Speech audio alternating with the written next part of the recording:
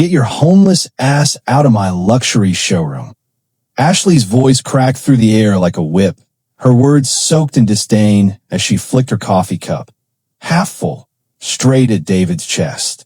The steaming liquid splashed across his plain navy polo, soaking the fabric instantly and dripping onto the gleaming marble floor. The cup spun once, then clattered near his feet, the silence that followed louder than the outburst itself. David didn't move. He didn't flinch, not even a blink. His eyes stayed steady, locked on hers. Security handles vagrants on Tuesdays, she scoffed, flipping her phone back into her manicured hand like nothing had happened. She had no idea the man she just drenched and humiliated was the CEO of the entire company. The smell of citrus cleaners still clung to her gloves as she wiped down the glass partition on the 27th floor of Johnson & Associates Real Estate. Her name, tag read Denise, clipped onto the dull gray uniform of a third-party janitorial crew. But that wasn't her real name. Not even close. In truth, she was Celeste Morgan, 35 years old, Harvard MBA, former Forbes 30 Under 30, and the newly appointed CEO of the very company whose floor she was now scrubbing. No one in the building had the slightest clue. They barely noticed her at all. And that was exactly the point. No private elevator. No corner office. No entourage. Just rubber gloves and a floor card. 2 weeks earlier, Celeste had stood inside her father's hospital room as 4 lines beeped softly behind him. Gregory Morgan, the founder of Johnson & Associates, was no longer the towering figure who once closed billion-dollar deals from a garage desk. A lifetime of work had caught up to him. His voice, faint but clear, echoed in her memory. He had looked her straight in the eye and said, "You've got the pedigree, the power, but you've never seen where people actually hurt." When she asked him what he wanted her to do, he didn't hesitate. "Go down there," he told her, the corners of his mouth lifting just slightly. "Not as my daughter, as one of them." Her first day started before sunrise. The service elevator reeked of ammonia and stale coffee as she rode it down to the main showroom. On paper, she was assigned to mop floors and clean bathrooms. In reality, she was there to observe, without privilege, without power. Celeste kept her head down, her hair tucked beneath a cap, her posture slightly hunched, just enough to erase the boardroom edge she'd spent a decade perfecting. The lobby gleamed, all white marble and gold inlays, and every detail screamed luxury. Sales agents in tailored suits floated past her like she didn't exist. The clients were even worse. Designer coats, diamond watches, conversations filled with numbers that could buy entire city blocks. She moved quietly past a group of interns gossiping near the espresso machine. "Corporate's doing some kind of diversity audit," one said, rolling her eyes. "Good luck finding bias in this place." Another snorted, "Right? This team is like super inclusive. My cousin's half Filipino." Celeste felt the words tighten in her chest, not because they were surprising, but because they were expected. That was always the danger. Not overt hostility, but the blind comfort of those who thought themselves immune. It wasn't anger that burned in her then. It was purpose. This place didn't need a memo. It needed a reckoning. By the end of her third day, Celeste had memorized every name on the showroom floor. Not because they introduced themselves, but because they never filtered their conversations around her. Ashley Morrison, the front desk associate, was the loudest. Blonde, sharp-tongued, and always glued to her phone, Ashley liked to make snap judgments based on shoes, accent, and skin tone. "Security handles vagrants on Tuesdays," she'd muttered just yesterday, loud enough for everyone to hear, after a soft-spoken man in jeans had asked for a brochure on Park Avenue listings. No one corrected her. Maria, the brunette who manned the file station, had smirked. Tom Rodriguez, the manager with slick suits and slicker pride, had barely looked up. The man had walked out quietly, humiliated but not surprised. Celeste had watched it all unfold while wiping fingerprints off the glass doors. feeling every second burn through her resolve. Her father had once told her that the worst kind of rot didn't scream. It whispered in hallways and smiled at cameras. And now, here it was, infecting her company like mold behind luxury wallpaper.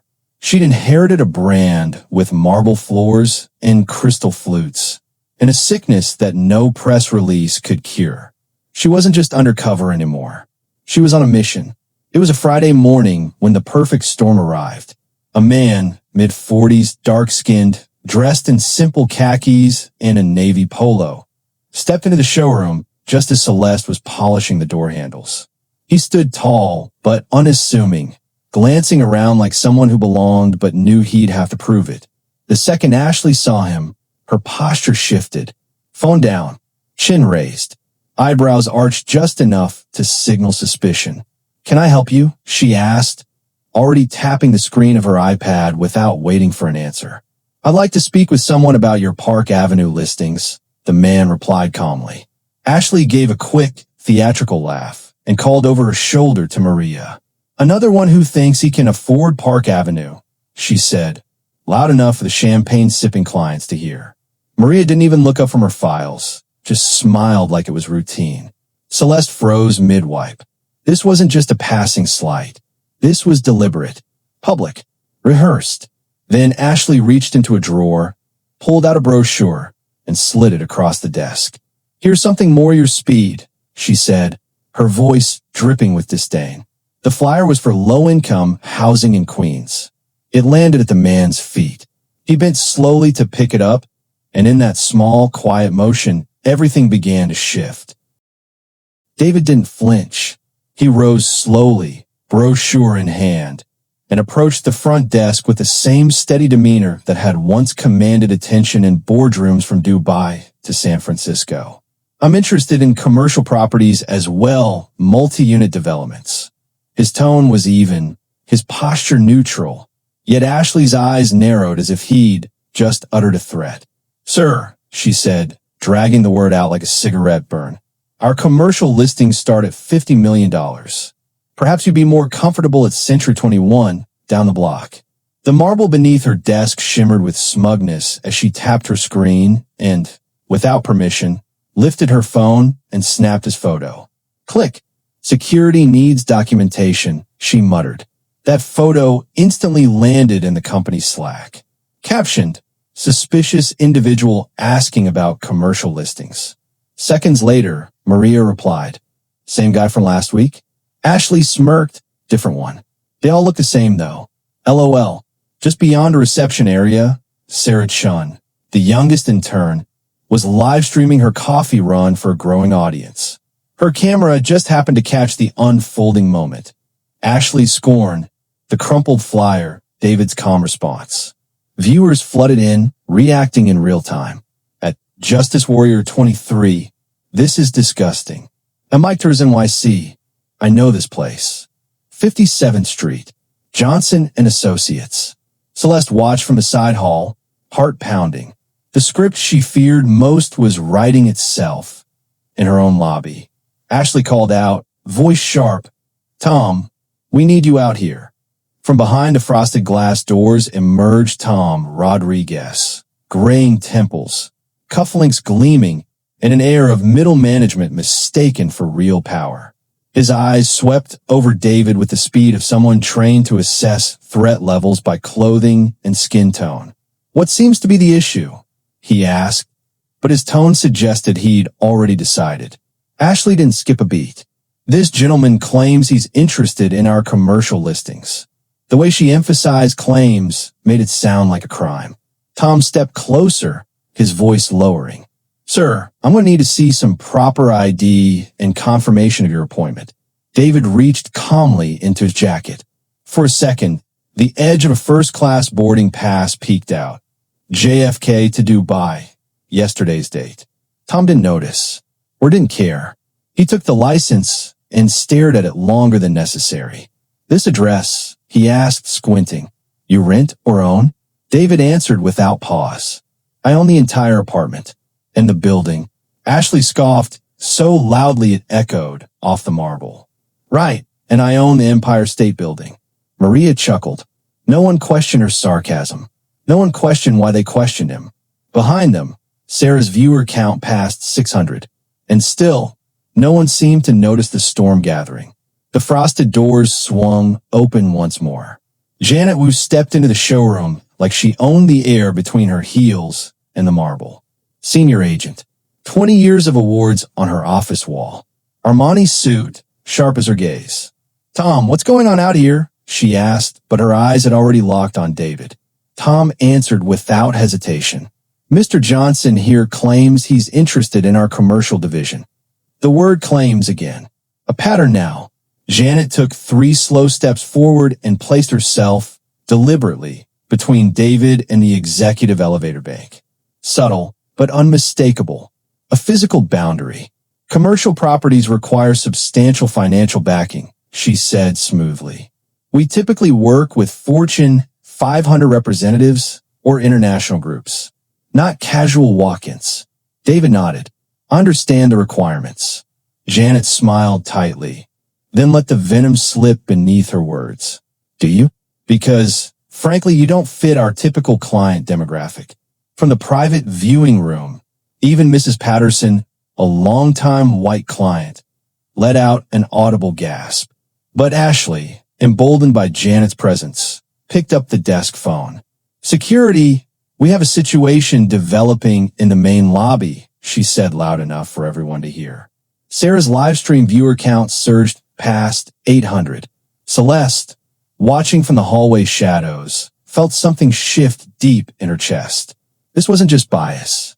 It was institutional theater, and the curtain had just risen. David didn't raise his voice. Instead, he opened a leather portfolio, understated, elegant, and placed it calmly on the counter.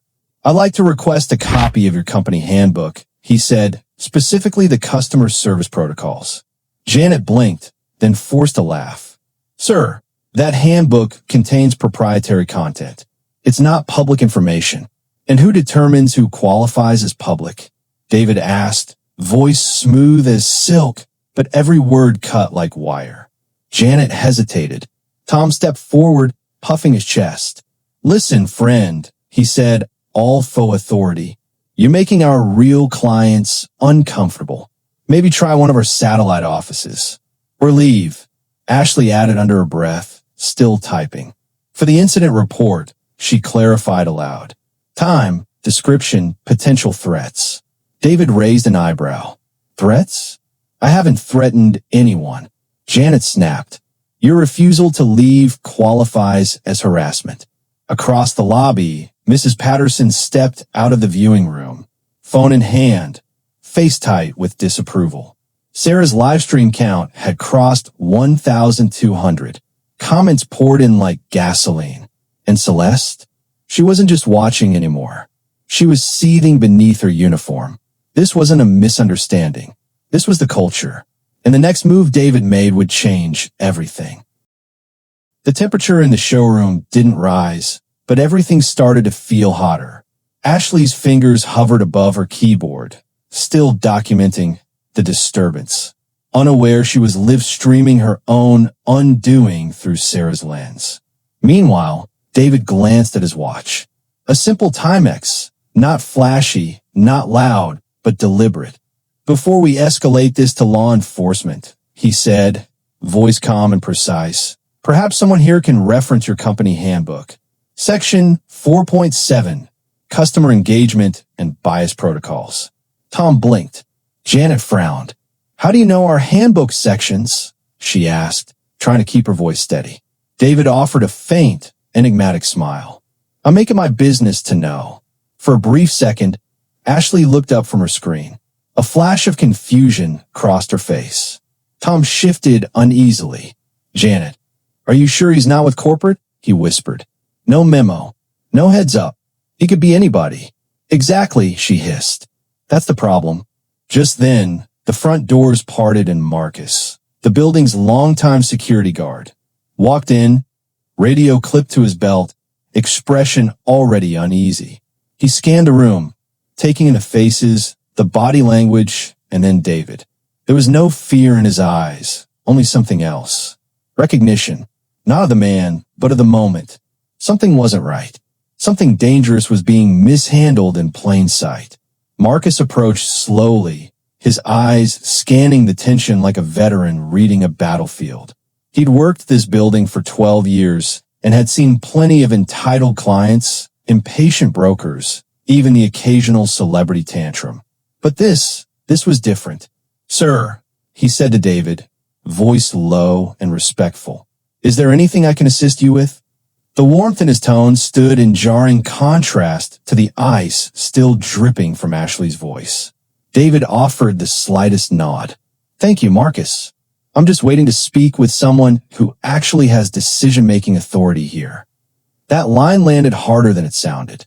Tom stiffened. Janet's eyes narrowed. Ashley blinked like she'd misheard. "I have 15 years in this company," Janet snapped. "I oversee the entire commercial division." "Noted," David replied. Then his phone buzzed. A single text preview lighting the screen. "David, board meeting moved up 30 minutes. Emergency session regarding." The rest was cut off. But the name at the top of the message, David, didn't go unnoticed by Janet, who read it from the corner of her eye. "David," she said slowly, her voice catching. "Your last name? It wouldn't happen to be Johnson, would it?" David didn't answer right away. He simply lifted his gaze, calm and unreadable. And in that silence, the ground began to shift. Ashley's fingers froze over her keyboard. Her lips parted slightly, as if trying to form a defense before even knowing what she was defending. "I'm calling the police," she blurted, louder than necessary. "This has gone on long enough." She picked up the receiver, punching the digits like a warning shot. "Yes, I need to report a trespassing situation. We have a man refusing to leave." David didn't react. He simply observed her, like someone watching a faulty machine repeat itself before shutting down. That's when Mrs. Patterson stepped forward. Chanel suit crisp, champagne untouched.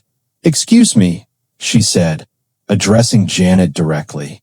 Her voice carried weight, not volume, but authority built from old money and 12 years of loyalty.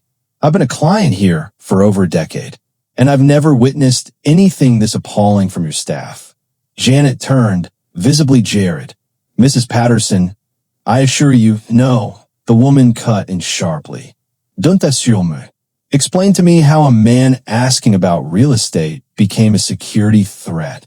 Her words hit like a gavel. Even Tom looked away. Ashley lowered the phone. The moment shattered whatever confidence had been holding the staff upright. Sarah's live stream jumped past 1,600 viewers. Comments flooded in.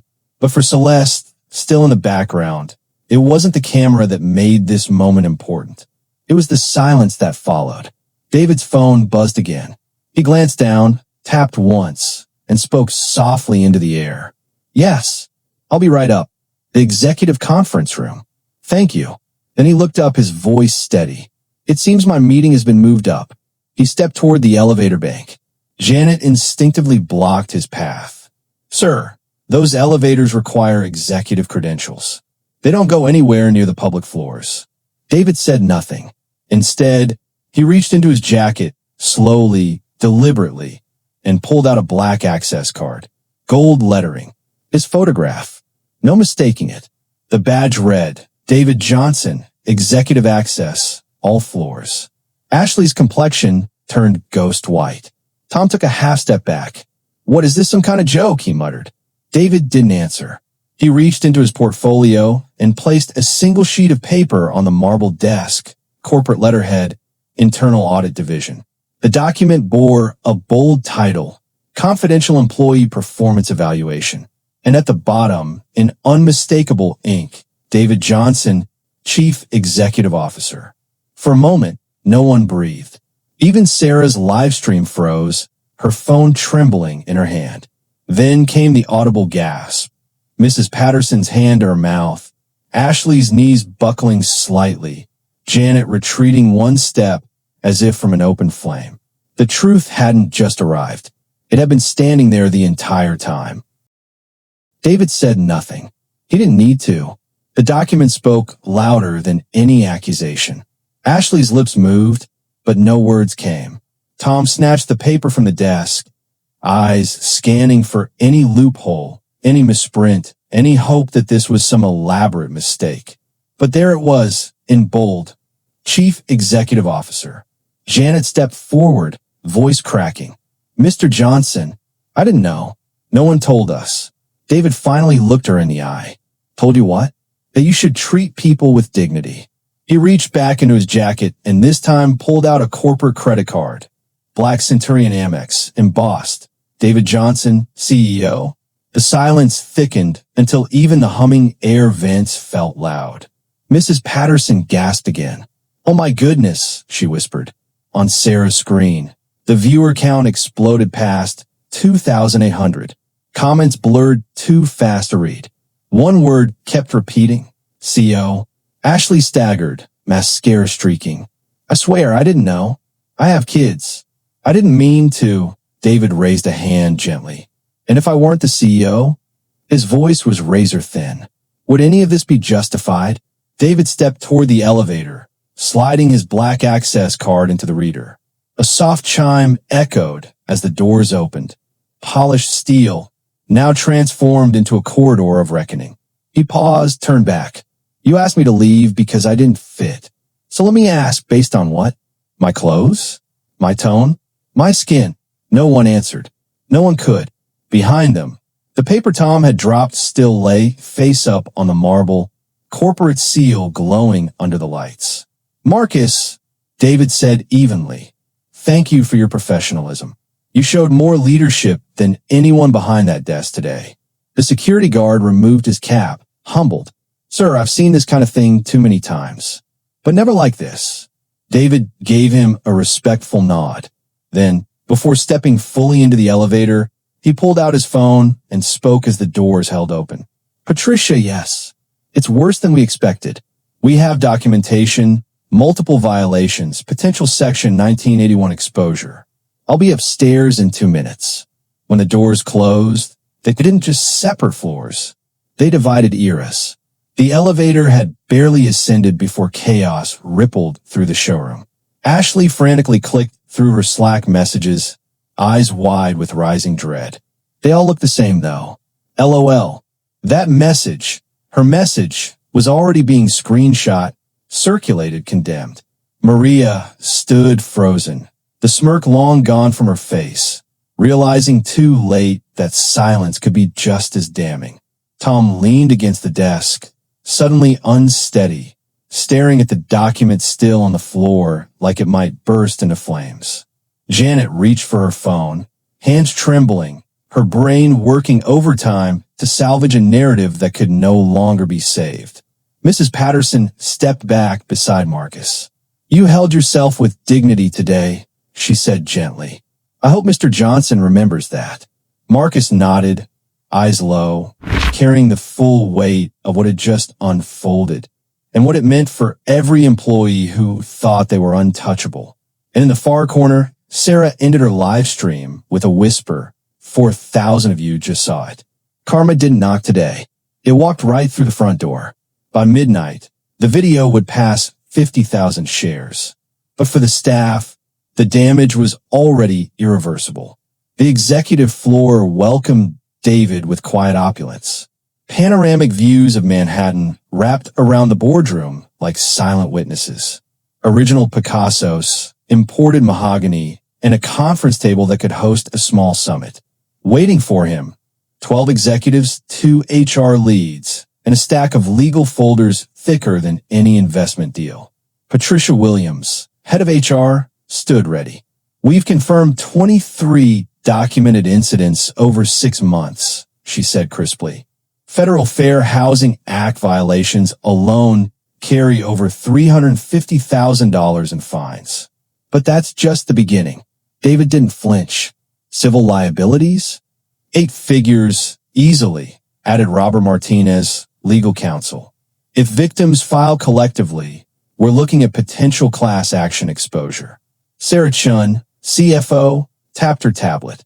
Stock is down 7%. Investor confidence is cracking. David didn't sit.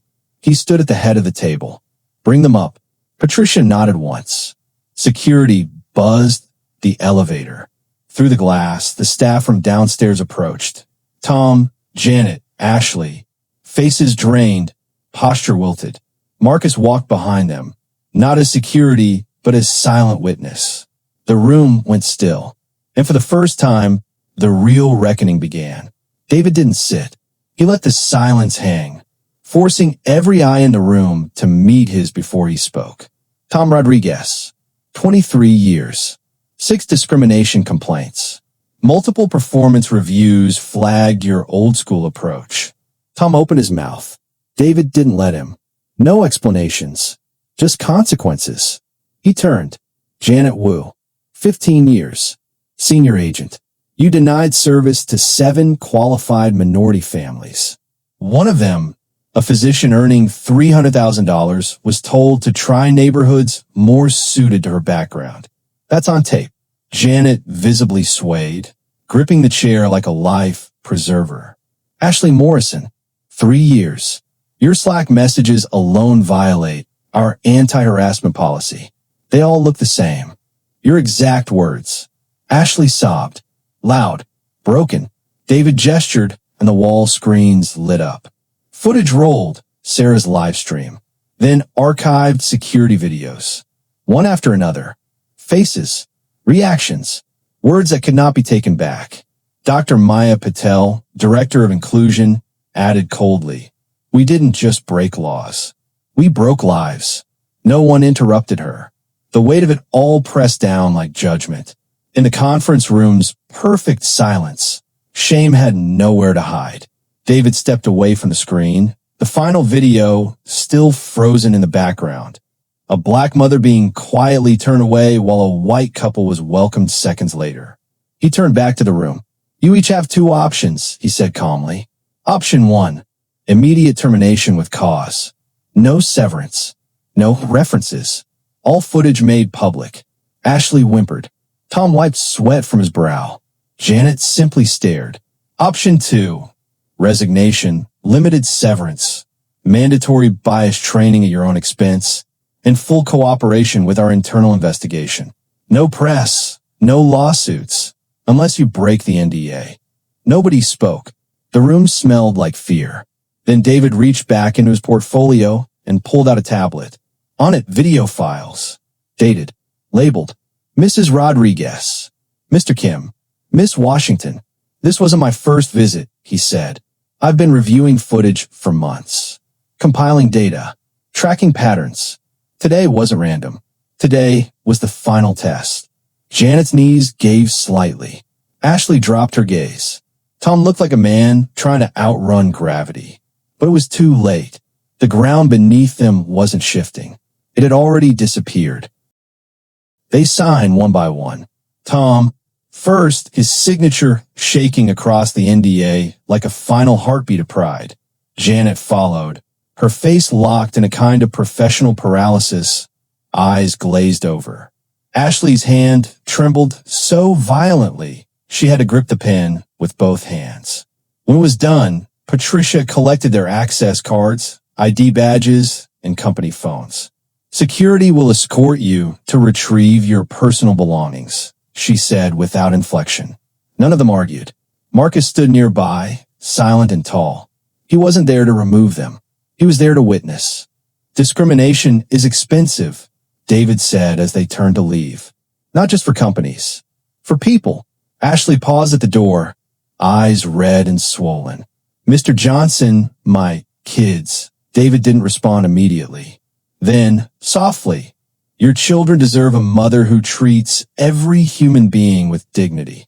Maybe losing this job will help you become that person. She broke down. The elevator closed on the 3 of them. 3 careers ended in under 2 hours. Sarah Chun pulled up the company's stock price, still dropping, now 8%.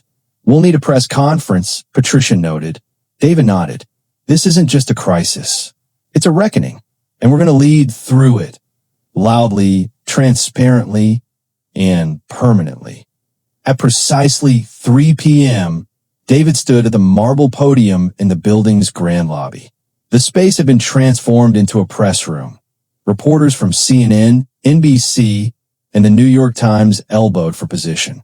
Flashes erupted. Live streams launched. Today, David began, Johnson and Associates failed to uphold our core values of equal treatment and dignity. I take full responsibility. He didn't deflect, didn't blame bad apples.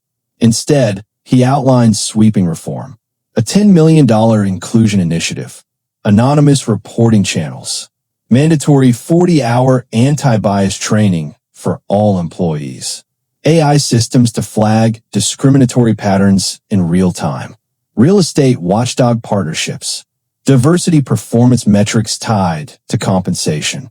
Not because we were caught, David said clearly, but because we were wrong. The crowd hushed. Reporters stopped typing. We're also launching a $10 million housing access fund, he continued. Down payment assistance, fair lending partners, and free legal advocacy for clients previously denied. The mood shifted. This wasn't spin. This was structure. When asked why he chose to go undercover, David didn't hesitate. Because discrimination hides in plain sight. And I needed to see what our clients see. Marcus stood off to the side, now confirmed as the incoming head of security inclusion operations. He didn't speak. He didn't need to. His presence told the story already. By evening, the ripple had become a wave. 12 major real estate firms requested access to Johnson and Associates bias training program. 3 universities contacted David to speak about corporate accountability. Sarah Chan, formerly just the intern with a phone, received scholarship offers from 7 journalism schools. Her accidental stream had become a national case study. Mrs. Patterson, once quietly complicit, now stood firmly as a witness. She agreed to participate in a testimonial video for the Housing Fund Initiative, her voice lending weight to the idea that real change begins with speaking up. On social media, the original video surpassed 2.8 million views. But more importantly, the follow-up clips showing the reforms, the resignations, the human consequences were being shared even faster. People weren't just outraged. They were engaged. Inside the company, change moved fast. Photos of the disgraced employees were taken down. Awards revoked. Their offices emptied within hours.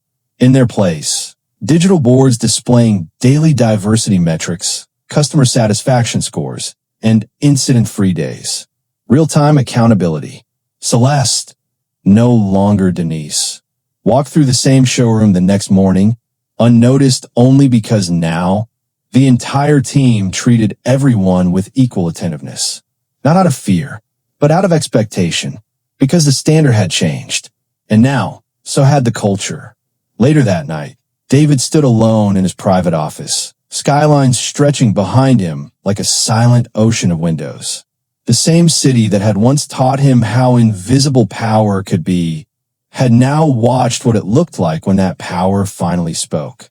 He loosened his tie, glanced at the framed photo of his father, Gregory Morgan, the founder who believed character meant more than credentials. We didn't just fix a showroom, David murmured to the glass. We exposed a culture. On his desk, reports poured in. Customer reviews up 68%. Minority home ownership inquiries tripled. Internal applications from underrepresented candidates up 240%. But beyond the metrics, something else lingered, something bigger. Respect had returned. Not for him, but for the people like him.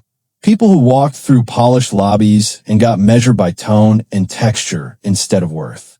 People who, until now, had no voice in the system. A quiet knock. Marcus entered, not as guard, not as token, but as a leader. Thought you'd want to know, sir, he said, handing over a list. First round of hires under the new policy. David read it, smiled. Let's build the company we should have been all along. And just like that, the reckoning became a revolution.